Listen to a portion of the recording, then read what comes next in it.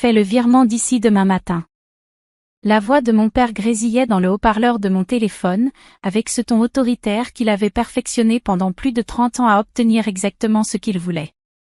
Je remuais une sauce pour pâtes, le téléphone coincé entre mon épaule et mon oreille, et j'ai failli laisser tomber la cuillère en bois dans la casserole. Papa, on en a déjà parlé. Je n'enverrai plus d'argent à Marco. Elena, c'est ton frère. La famille aide la famille. J'ai laissé échapper un rire amer. La famille, vraiment? C'est pour ça que Marco ne m'a pas parlé depuis 2 ans, sauf quand il a besoin de quelque chose? C'est pour ça qu'à Noël dernier il n'est même pas venu, mais m'a envoyé un message 3 jours plus tard pour me demander 2000 €. Silence à l'autre bout du fil. Puis la voix de mon père est revenue, plus dure, plus froide. Ton frère traverse une période difficile. Il a besoin de notre soutien. Il a 34 ans, papa. Il traverse une période difficile depuis qu'il a abandonné l'université à 21 ans. À partir de quand ça cesse d'être une mauvaise passe pour devenir simplement le résultat de ses choix de vie? J'entendais mon père respirer lourdement. Je connaissais ce son. Il signifiait que je le poussais vers la limite, vers cette explosion qui me terrifiait quand j'étais enfant. Mais je n'étais plus une enfant. J'avais 32 ans, j'étais ingénieur logiciel dans un cabinet de conseil à Bruxelles, avec mon propre appartement que j'avais mis des années à acheter, et une colonne vertébrale que j'avais enfin appris à utiliser. Elena Maria Bergström, écoute-moi bien. Non, papa, toi écoute-moi. J'ai donné à Marco plus de 15 000 € ces 5 dernières années. 15 000. Et qu'en a-t-il fait? A-t-il terminé ses études? Monter une entreprise comme il le promettait? Consulter un thérapeute? Non. Il a dépensé l'argent Dieu sait où, probablement pour cette horrible petite amie et leur week-end à Ibiza, pendant que moi je mangeais des repas préparés à l'avance et que je sautais mes vacances. Il a eu des revers. Il est le revers. Ma voix a monté malgré moi. L'eau des pâtes débordait. J'ai baissé le feu, la main tremblante. Et tu sais ce qui est le pire? Tu ne me demandes jamais comment je vais. Tu ne dis jamais, Elena, comment ça va au travail?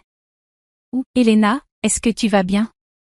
C'est toujours Marco par-ci, Marco par-là, Marco a besoin d'aide. Et moi alors? Toi, tu vas bien. Tu as un bon travail, un bel appartement. Parce que je me suis battue pour ça. Parce que j'ai travaillé comme une folle pendant que Marco faisait la fête. Parce que j'ai choisi un boulot corporate ennuyeux au lieu de me chercher en Asie du Sud-Est pendant 3 ans. Parce que j'ai fait des choix responsables. Il y eut une pause. Quand mon père parla de nouveau, sa voix était dangereusement calme. Donc tu refuses d'aider ton frère. Je refuse de continuer à l'encourager dans son irresponsabilité, oui. Très bien. Le mot tomba comme un marteau. Prépare-toi à faire face à un procès de 100 000 €. Je me suis figée. Quoi? Tu as bien entendu. Si tu refuses d'aider ton frère volontairement, nous engagerons une action en justice. L'argent que ta grand-mère t'a laissé dans son testament? Nous avons des motifs pour le contester. Marco était aussi son petit-fils, et la répartition était injuste. Nous avons déjà un avocat prêt à déposer le dossier. Pendant un instant, je n'ai plus réussi à respirer.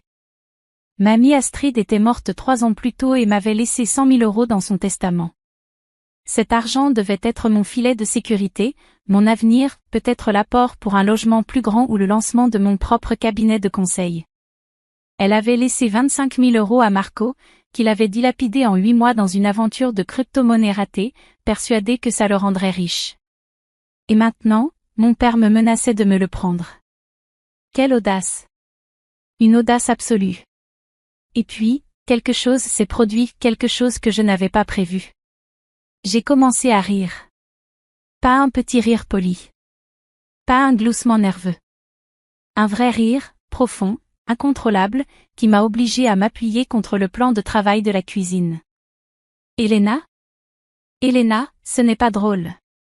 Oh mon Dieu, ai-je haleté entre 2 éclats de rire. Oh mon Dieu, papa, c'est la chose la plus drôle que j'ai entendue cette année. Tu crois que c'est une plaisanterie? Nous sommes parfaitement sérieux. Je sais. C'est justement pour ça que c'est tellement hilarant. J'ai essuyé les larmes sur mes joues. Papa, s'il te plaît, dépose ce procès. Je t'en supplie. Quoi? Fais-le. Traîne-moi en justice. Je ne demande que ça. Un silence confus s'est installé à l'autre bout du fil. Je pouvais imaginer son visage, rouge et furieux, totalement déstabilisé par ma réaction. Parce que voilà ce que mon père ne savait pas, ce que Marco ne savait pas, ce qu'aucun d'eux ne savait. J'avais absolument toutes les preuves. Quand mamie Astrid était en train de mourir, elle ne s'est pas réveillée un matin en décidant au hasard de me laisser plus d'argent. Nous avions parlé. Longuement.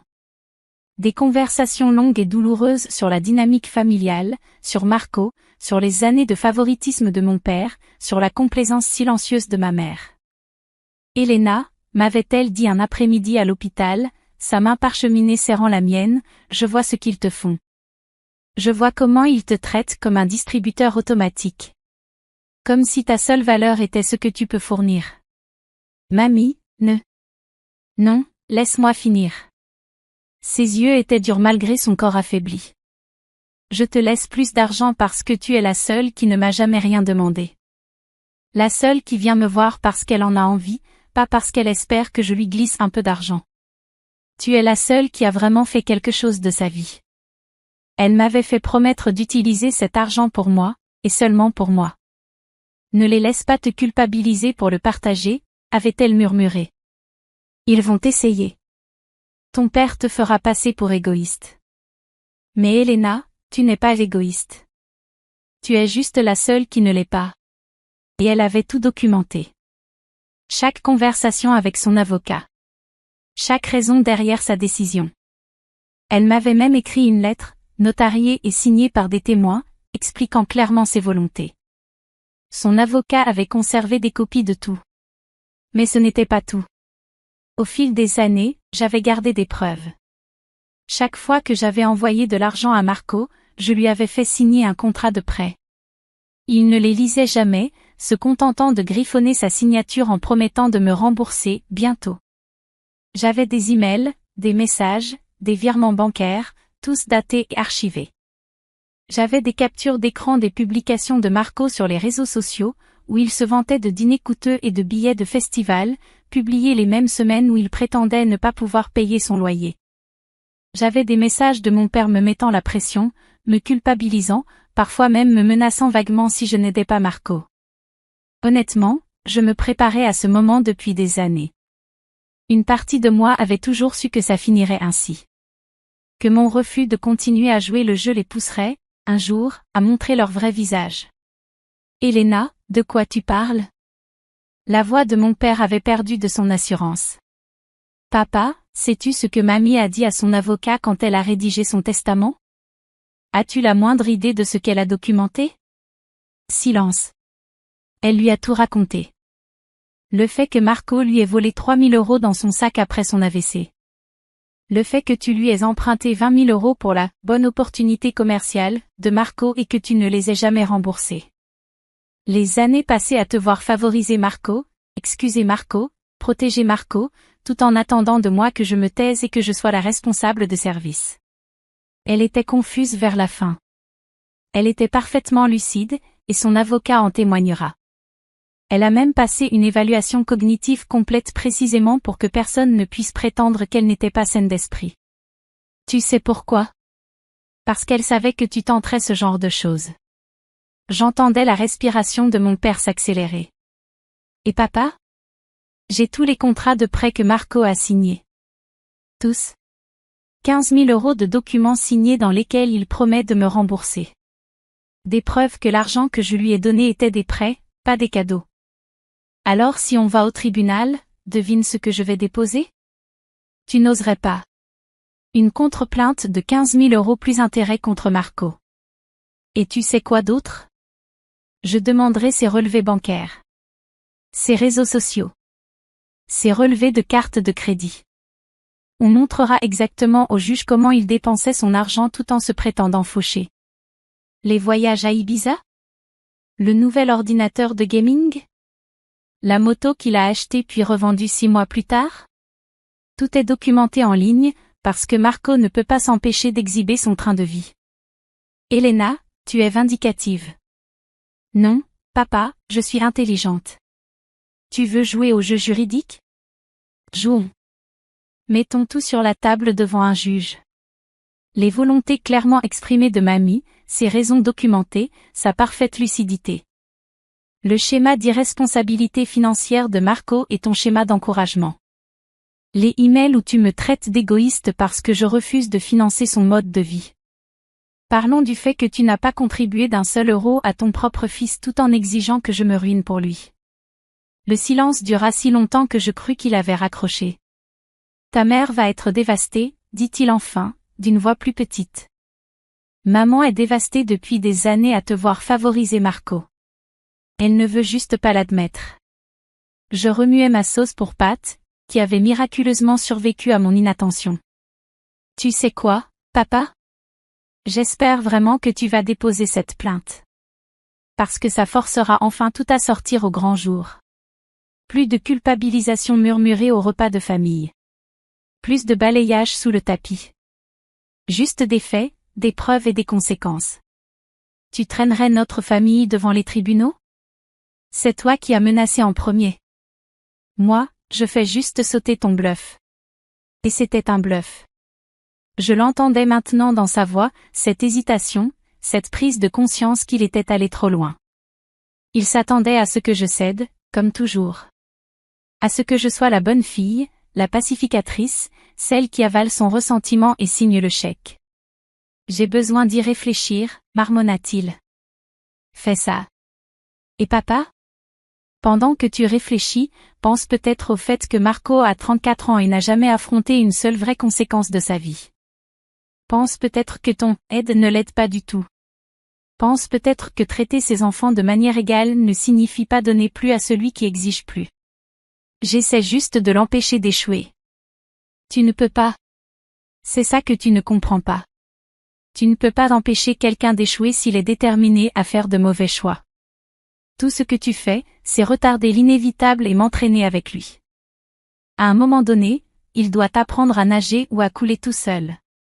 Et s'il coule? Alors il apprend à nager. Ou pas, et il en subit les conséquences naturelles. Mais dans tous les cas, ce n'est pas à moi d'être son gilet de sauvetage à vie. J'entendis un son qui ressemblait peut-être à des sanglots, ou peut-être juste à une expiration brusque. Difficile à dire. Je pensais qu'on t'avait mieux élevé que ça, dit-il doucement. Vous m'avez élevée pour être autonome, travailleuse et responsable. Mission accomplie.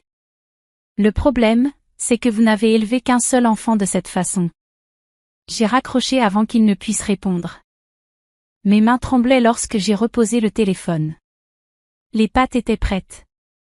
Je les ai égouttées machinalement, mélangées à la sauce, dressées dans une assiette.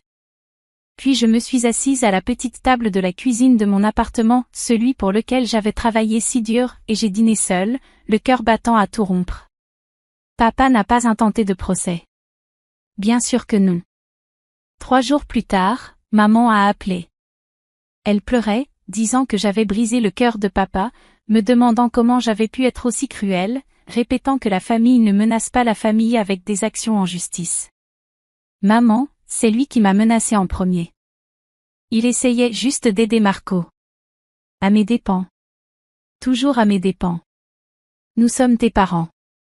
Tu es censé nous respecter. Et vous êtes censé aimer vos enfants de manière égale. Elle m'a raccroché au nez. Marco m'a envoyé une série de messages complètement déchaînés, m'insultant de toutes les manières possibles, disant que j'étais une salope égoïste qui avait toujours été jalouse de lui, affirmant que j'avais ruiné sa vie. J'ai bloqué son numéro et je me suis sentie plus légère que je ne l'avais été depuis des années. Pendant 2 mois, mon téléphone est resté silencieux. Aucun appel de la famille, aucune culpabilisation, aucune exigence. C'étaient les 2 mois les plus paisibles que j'avais connus depuis 10 ans. Puis, à Noël, j'ai reçu une carte de maman. Juste une carte, avec un mot très court, « Tu nous manques ». Avec amour, maman. Pas d'excuses. Aucune reconnaissance de ce qui s'était passé. Juste, Tu nous manques. Je n'ai pas répondu. En janvier, ma tante a appelé la sœur de maman, qui avait toujours été la seule voix saine au milieu du chaos familial. Elena? C'est tante Sophie. J'ai entendu ce qui s'est passé. Laisse-moi deviner, ils t'ont dit que j'étais une fille horrible. En fait, ta mère m'a dit que ton père avait menacé de te poursuivre pour ton héritage, et que tu avais appelé son bluff si fort qu'il se cache dans son bureau depuis 2 mois. Je n'ai pas pu m'empêcher de rire. C'est étonnamment précis. Bravo, ma chérie. J'aurais aimé faire la même chose avec ton oncle il y a des années. Parfois, la famille a plus besoin de limites que d'argent. Nous avons parlé pendant plus d'1 heure. Elle m'a raconté des choses que je n'avais jamais su, comment papa avait toujours été l'enfant chéri dans sa propre famille, comment il n'avait jamais appris à gérer la déception, comment il avait projeté tous ses rêves inachevés sur Marco. Comment maman avait essayé de compenser en étant plus dure avec moi, pensant que cela me rendrait plus forte. Ça m'a rendue plus forte, ai-je dit. Mais aussi plus seule. Je sais, ma chérie. Je sais. 3 mois après cet appel avec papa, j'ai reçu un email. De Marco. Elena, j'ai beaucoup réfléchi ces derniers temps. J'ai trouvé un travail. Ce n'est que du travail d'entrepôt, rien de prestigieux, mais c'est à plein temps et le salaire est correct. Je vois aussi un thérapeute. Une idée de papa, crois-le ou non, même si je pense qu'il voulait surtout m'aider à gérer ta trahison, ou je ne sais quoi, mais ça m'aide en réalité sur beaucoup d'autres choses. Je ne m'attends pas à ce que tu me pardonnes ou quoi que ce soit. Je voulais juste que tu saches que j'essaie. Pour ce que ça vaut, je suis désolée. Pas pour la menace de procès, ça, c'était entièrement papa, mais pour toutes les fois d'avant. Tu avais raison. J'ai été un parasite. Bref. Prends soin de toi. M. Je l'ai lu 5 fois, cherchant le piège, la manipulation, la demande d'argent dissimulée dans les excuses. Il n'y en avait pas. Je n'ai pas répondu tout de suite. Il m'a fallu 1 semaine pour formuler une réponse. Marco, je suis contente que tu travailles et que tu te fasses aider. J'espère que cela continuera. J'ai encore besoin de temps avant que nous puissions avoir une vraie relation, mais j'apprécie que tu m'aies écrit. Cela fait maintenant 1 an depuis cet appel avec papa. Lui et moi ne nous sommes pas reparlés. Maman envoie parfois des messages auxquels je réponds de temps en temps, en restant poli et en surface. Marco et moi échangeons des emails tous les quelques mois, des nouvelles de sa vie, de sa thérapie, de sa lente marche vers une véritable indépendance. Ce n'est pas encore une relation, mais c'est quelque chose. Les 100 000 € sont toujours à moi, placés prudemment, et ils fructifient régulièrement. J'en ai utilisé une partie pour verser un acompte sur un petit chalet dans les Ardennes, mon propre refuge. J'ai pris mes premières vraies vacances depuis des années, 2 semaines au Portugal, seule, à lire des livres sur la plage et à manger des pastéis de nata jusqu'à en être malade. J'ai lancé ma propre petite activité de conseil en parallèle. Rien d'énorme pour l'instant, mais c'est à moi, construit avec mon argent, mes compétences, mes choix. Et tu sais quoi? Je suis heureuse. Vraiment, sincèrement heureuse, d'une manière que je n'avais pas connue depuis l'enfance, avant d'apprendre que mon rôle dans la famille était d'être la responsable, celle qui donne, celle qui répare. Parfois, je repense à la menace de papa, à la peur qu'il a dû ressentir quand il a compris que je m'étais réellement préparée à son pire scénario. À son choc de voir que la fille qui cédait toujours avait enfin des griffes. Mais le plus souvent, je pense à mamie Astrid, à son regard farouche dans cette chambre d'hôpital, à son murmure, « Ne les laisse pas te rapetisser, Elena. » Je ne suis plus petite, mamie. Je ne suis plus petite du tout. Et ce procès qu'ils ont menacé d'intenter? Celui qu'ils n'ont jamais déposé? C'était le plus beau cadeau qu'ils ne m'ont jamais fait, parce qu'il m'a enfin donné la permission de me libérer. After I did the ice cubes, I'm like, whoa. And then I used some more ice cubes. Dude, the ice cubes from they're not even cubes. The ice cubes Chick-fil-A. from Chick-fil-A are Chick-fil-A. She do. Chick-fil-A ice cube nugget ice. It's called nugget ice. Nugget ices. So good. I have no bubble pick. It's all good. I'll get the mega. Just help our Zara in the front. Wait, you got any ice cubes? You got any ice cubes? There's a Reaper on this side, by the way.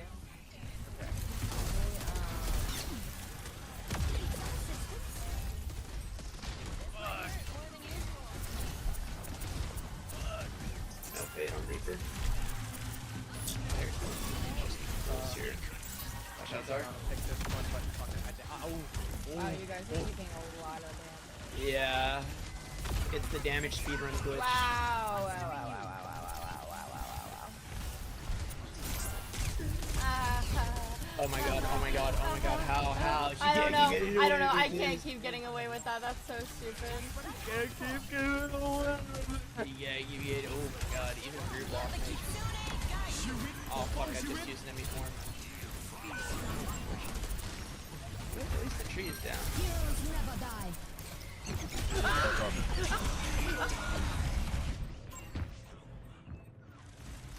How did I not die? You didn't die? Maybe we gotta take different angles here. Let's go for your like far left. That's insane. Right next to him. I don't know.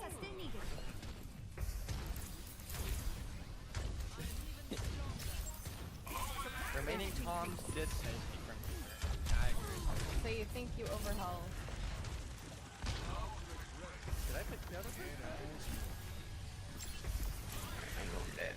No, I didn't. No, I didn't. No fit? Hey, guys. He's using his shield. Oh wow.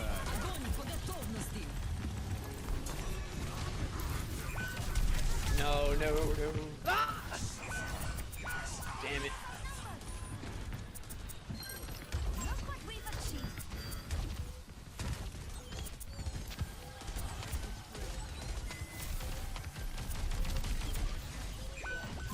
Uh-oh.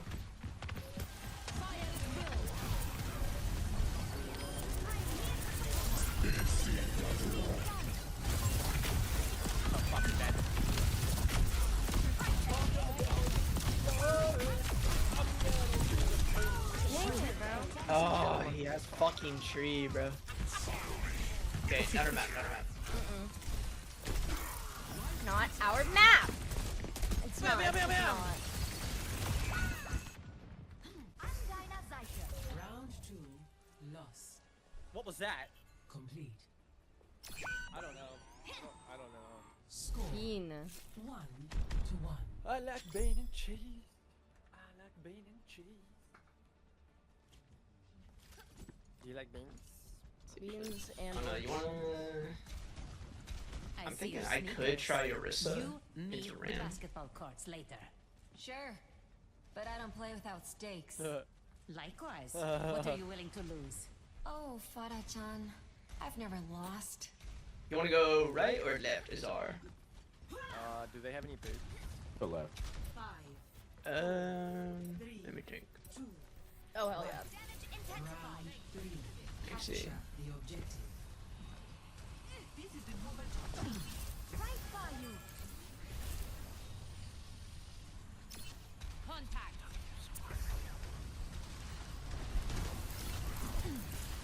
Damn it, no bubbles, no bubbles. Yeah, get Azar, no. Oh, Do they have go this speed? way too? Do they have speed? No. How the fuck did they beat us here? Yeah, probably. Oh Yeah, god. it's just the.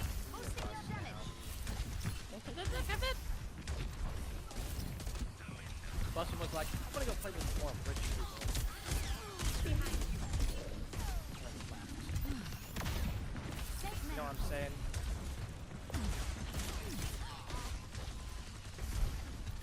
Let's try at least take this little bit of space here. Alright, they're all backing up. Yeah, let's get active.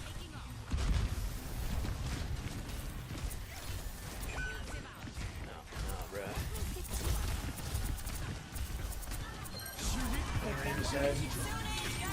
Oh god, keep toying up. Oh, our Sarah's gonna die. Wait, no?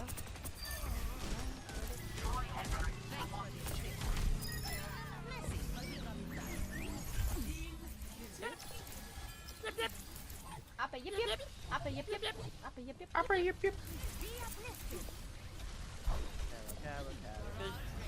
Ducks are cool. Ducks are cool. We need to kill more people. You know what I'm saying? Everyone, we need to keep killing more people. Yeah, we need to be a little more murderous. They're river teleporters.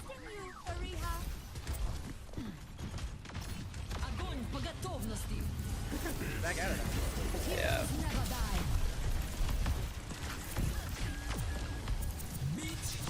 Avoiding ram. Damn it, man. He's getting healed so much up there, man. How's that even possible? I got him off the map. I got him off the map. Nice. God, we needed that. We needed that. We needed that. Oh my God, how did they Like have more busted, you charges? got my best money, yes. I'm not busted. You guys like busted? No, I'm not rich. I mean, yeah. I don't fuck a new bitch every hour.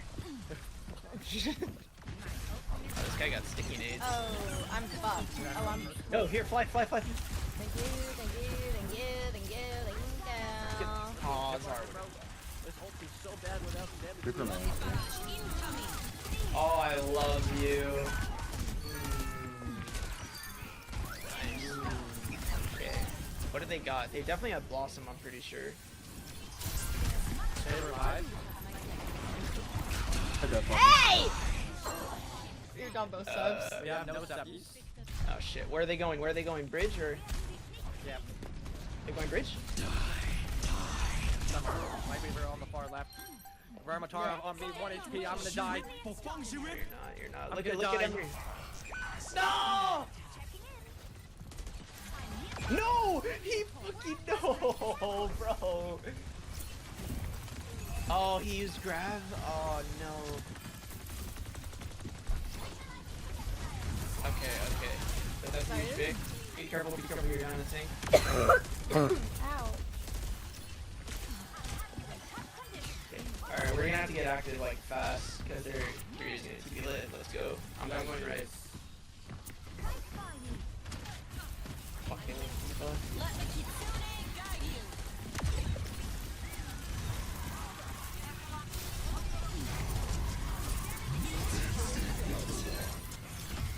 I got like 3 off from that.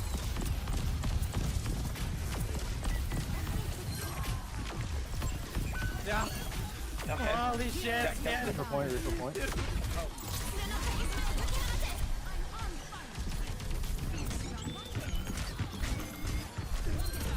Nice, huge. Cap it. Reaper up, please. Got him. Cap it. Oh my gosh. Please. Not ball. No, they're ball, dude. I'm pushing them off now. No! Follow me, help. He's gonna start swinging his fucking balls around. I stopped his fireball. Nice. Dude, I don't have no cooldowns. Reaper on point.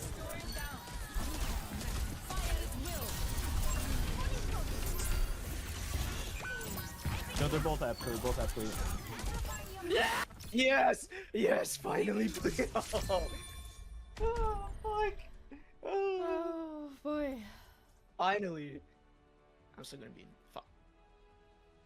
I like you, Joshua Cool. Why did she leave? My first win ever. Yeah, I do be like that. Yeah, you're right. Joy Yeah, you're I like you too, bro. Jolly good show. Jolly good How did I not die? Just didn't take What any the fuck? damage. Ooh, I'm gonna endorse 3,294 hyper rings. It's, oh, holy wow, shit. that's a lot of hyper rings. So many hyper. It's nice to be appreciated. So much hyper win. So much hyper ring. Ooh, Pokemon. Uphill battle? Yes. Okay, I am out of demo. Thank you, Blizzard. First You actually, game of the day. Let's go. Yeah, first you actually threw me a game. little boner. Boner. Pause. No, I said a little bone. Like they threw me a little bone. Oh. You got thrown Yeah, a yeah. boner. Yeah, no, what? All the others, those were all warm-ups. None of those counted. Yeah, I'm feeling warm now.